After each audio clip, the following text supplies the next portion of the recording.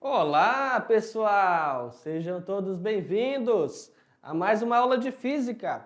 Eu sou o professor Maicon Maciel e essa é a nossa aula de número 25.2.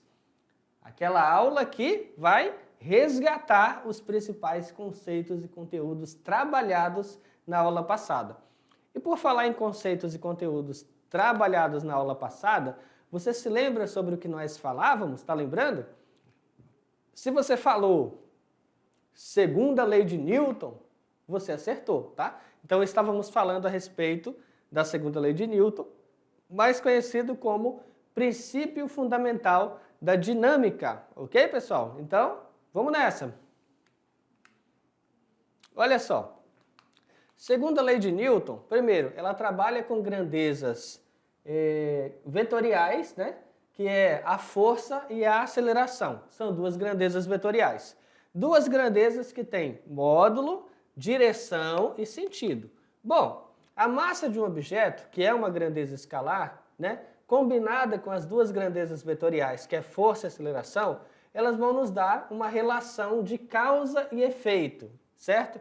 Essa relação de causa e efeito vai mostrar aqui, ó, né? A segunda lei de Newton vai mostrar o seguinte: essa massa m, massa, uma grandeza escalar, uma causa para o movimento, força aplicada sobre o corpo, é a causa. Então, se eu tiver várias forças atuando sobre ele, eu vou ter que fazer um somatório vetorial e esse somatório vai me dar uma força resultante. Essa força resultante, ela vai ter um efeito sobre o corpo. E o efeito sobre o corpo é que ele tenha uma aceleração. Aí você fala assim, ok, professor, mas aí força resultante e aceleração estão na mesma direção e sentido. Olha aqui, ó, o Azinho na horizontal para a direita. Olha aqui, ó, FR na horizontal para a direita. Aí você fala assim, não é possível que o A esteja para um sentido e o FR para outro sentido? E a resposta é não. Por que não? Porque a massa, ela só pode ser positiva. Tá? Não existe massa negativa. E aí, quando eu vou escrever a segunda lei de Newton, força resultante é igual a massa vezes aceleração, a massa tem um sinal positivo. Então, o sinal da aceleração vai ser o sinal da força resultante. Ou seja, os dois vetores vão ter o mesmo sinal. Por isso que eles vão apontar sempre para o mesmo sentido. Se a aceleração for positiva, o sinal da força resultante é positivo. Se a aceleração é negativa, o sinal da força resultante também é negativa. Por isso, olha só, direção e sentido deles serão os mesmos. Vamos nessa. Olha só, a expressão matemática da segunda lei de Newton. Então, eu vou ter aqui, ó, força resultante é igual a massa vezes aceleração. Ok, pessoal? E, coisa curiosa, ainda sobre essa equação aqui, na força resultante igual a massa aceleração, você vai ter que lembrar que a força resultante, né, ela é medida em newtons, a unidade da força é newton. Você vai ter que lembrar que a massa, ela é medida em quilogramas e que a aceleração é medida em metros por segundo ao quadrado. Se no enunciado trouxer unidades estrangeiras que diferem dessas unidades, haverá necessidade de conversão de unidade. Fazer o quê? Transformações, ok? E outra coisa, a força resultante, ela sempre vai depender da disposição dos vetores força que você tem. Então, são forças na mesma direção e sentido, vai ter que somar. São forças na mesma direção, mas sentidos contrários, então você vai subtrair, tudo bem? Então, cada caso é um caso. As forças estão perpendiculares, então vai ter que fechar ali o paralelogramo, fazer a diagonal e calcular, né, a hipotenusa, ou seja, com o teorema de Pitágoras. Então entenda que não existe um cálculo único para a força resultante. O cálculo dele sempre vai depender da distribuição espacial das forças que eu estou aplicando sobre o corpo, ok? Então olha só, agora eu vou dar um tempo para você fazer as questões e daqui a pouquinho a gente volta.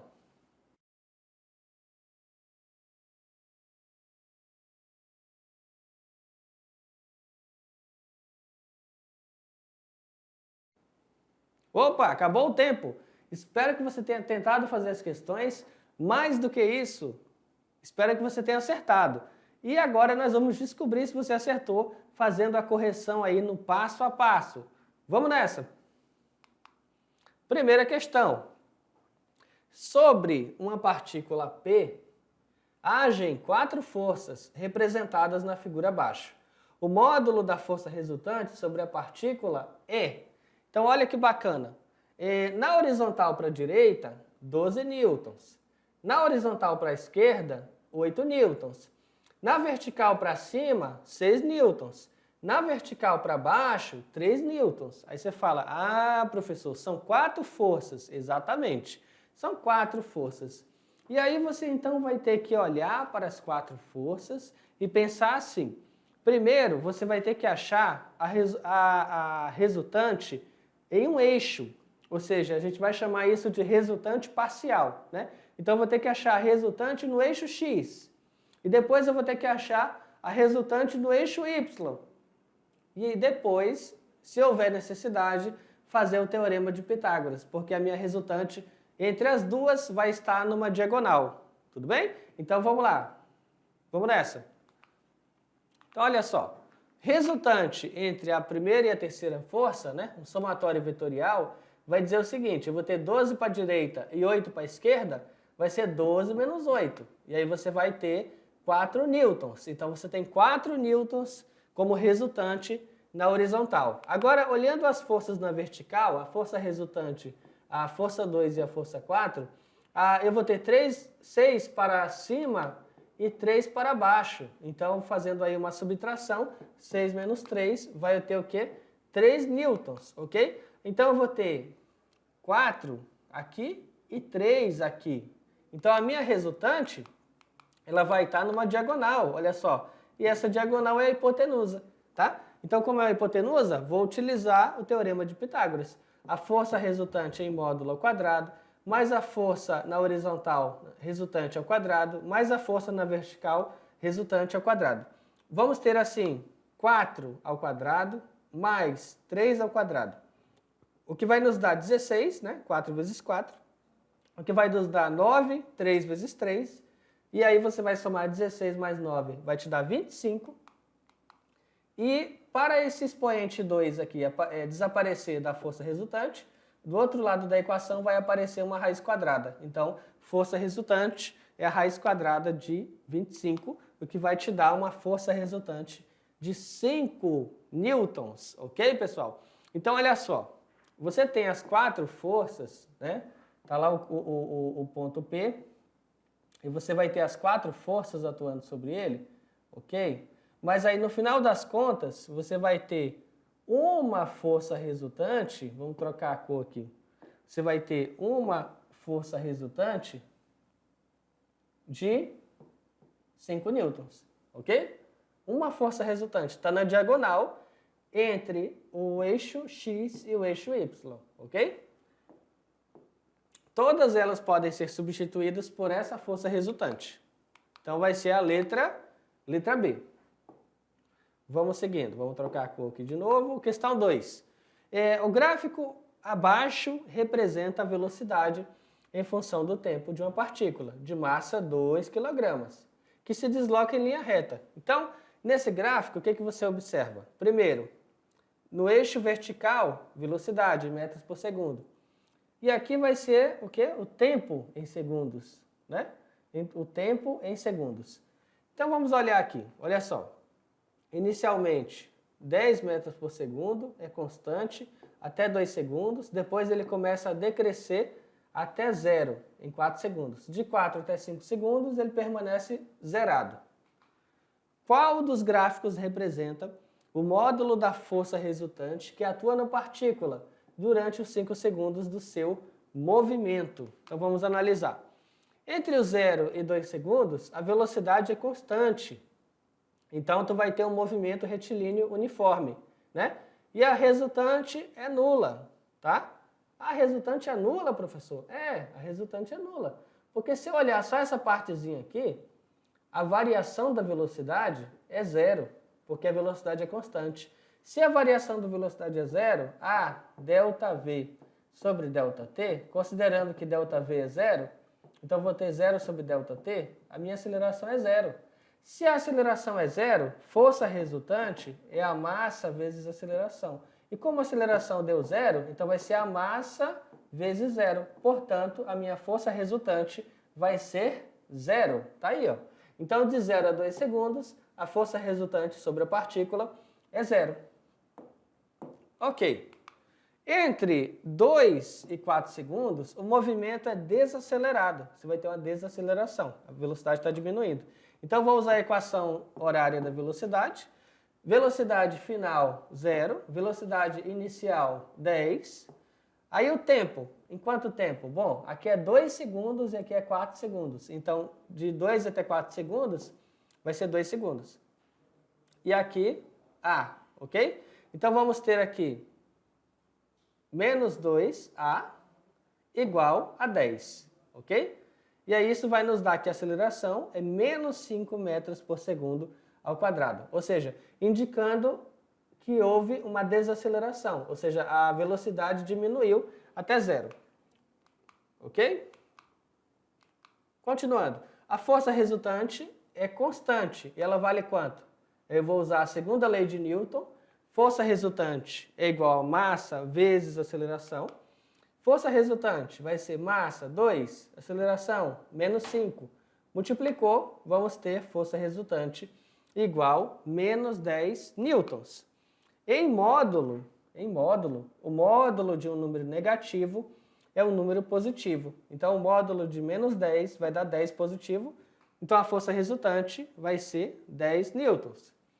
Comparando o que nós acabamos de falar com as alternativas, vamos ter a letra A como resposta, tá? Aí, no eixo vertical é Newton e no eixo horizontal é tempo, em segundos. Então, de 0 a 2 segundos, a velocidade não variou, então a força resultante é zero.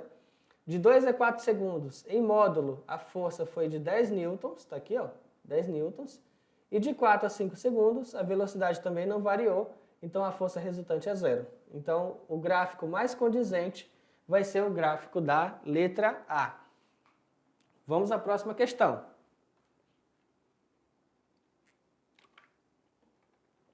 Questão 3. A aceleração adquirida por um automóvel é de 1,5 metros por segundo ao quadrado. A força resultante que age sobre ele é de 3.000 newtons. Com base nessas informações, analise as proposições. Primeira, a massa do automóvel é de 2.000 kg.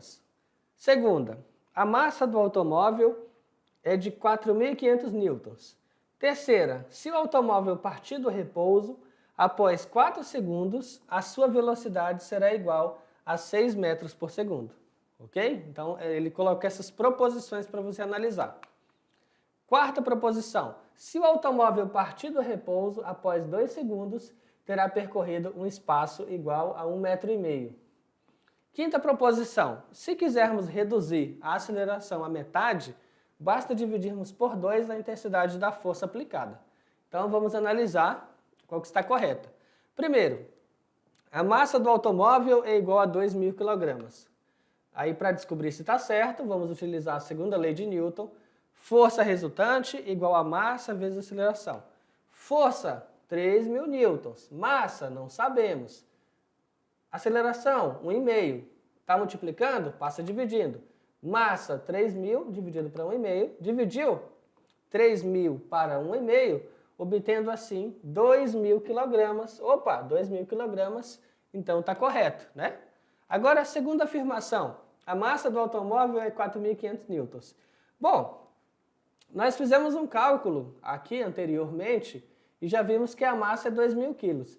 Mas essa afirmação por si só já pode ser descartada, mesmo que eu não tenha feito nenhum cálculo, simplesmente analisando aqui, ó, a unidade, tá? A massa em quê? Em newton.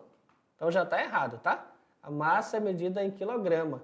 Então, como ele já expressou na unidade errada, newton, eu já sei que a proposição 2 está incorreta, tá? Não está certa.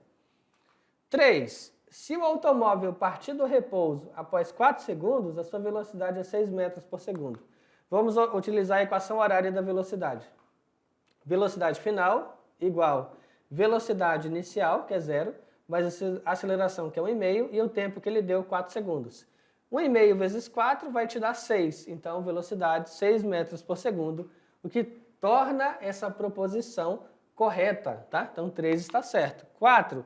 Se o automóvel partir do repouso, após 2 segundos terá percorrido um espaço de 1,5 metro. Vamos ver. Vou utilizar a equação horária do espaço ou das posições, e com isso vamos ter essa equação aqui, ó. Tá? Essa equação aqui, ó. ΔS igual a V0t mais AT quadrado. Então, como ele parte do repouso, a velocidade inicial é 0, então vai ter que ΔS é igual a A, que é 1,5, T, 2 ao quadrado sobre 2. O que vai te dar 1,5 vezes 4 dividido para 2, que vai te dar 3 metros. Aí ele falou que percorre o quê? 1,5 metro. Opa, não bateu, então está incorreto, é falsa. Então vamos lá, pessoal, para a quinta proposição. Se quisermos reduzir a aceleração à metade, basta dividirmos por 2 a intensidade da força aplicada. Então vamos analisar. Olhando aqui para a segunda lei de Newton, eu sei que força e aceleração são diretamente proporcionais. Ou seja, se eu quero dividir a aceleração pela metade, basta que eu divida a força também pela metade. Ou seja, eles são diretamente proporcionais. E se eu quisesse reduzir a força, eu teria que reduzir a aceleração também. Então a proposição está correta. Então, portanto, estão corretas as proposições 1, 3 e 5. Tudo bem, pessoal? Batendo aí com a letra C. Vamos nessa. Decolando para o futuro. Dá uma olhada no foguete. Questão 4. Num jogo, após o chute de um atacante, o goleiro segurou a bola no peito. A bola tinha uma massa de 0,40 kg e alcançou o goleiro com a velocidade em módulo de 54 km por hora. O choque durou um intervalo de 0,15 segundos. Qual a intensidade da força média que o goleiro aplicou na bola? Olha que bacana. Então vamos lá. Velocidade 54 km por hora. Aqui, ó, vamos ter que dividir por 3,6. Final 0 metros por segundo. Massa 0,40 e o tempo 0,15 segundos. Quando eu dividir por 3,6, vou obter 15 metros por segundo. Velocidade final 0, inicial 15, aceleração e tempo. Isso vai nos dar aceleração igual a 15 dividido para 0,15, o que vai me dar uma aceleração em módulo de 100 metros por segundo ao quadrado, tá? Em módulo, porque na verdade ela vai ser negativa. Aí a força resultante é a massa pela aceleração. A massa vai ser o quê? 0,40. E a aceleração? 100 em módulo. Multiplicou, vai te dar uma força resultante de 40 newtons. Ok, pessoal? Agora, interessante, olha só. Essa questão, houve uma desaceleração, a aceleração foi calculada e aí depois nós utilizamos a segunda lei de Newton para chegar na força resultante. Tudo bem? Então, pessoal, olha só, esta foi a nossa aula de hoje. Eu espero que você tenha gostado e, ei, até a próxima. Tchau, tchau.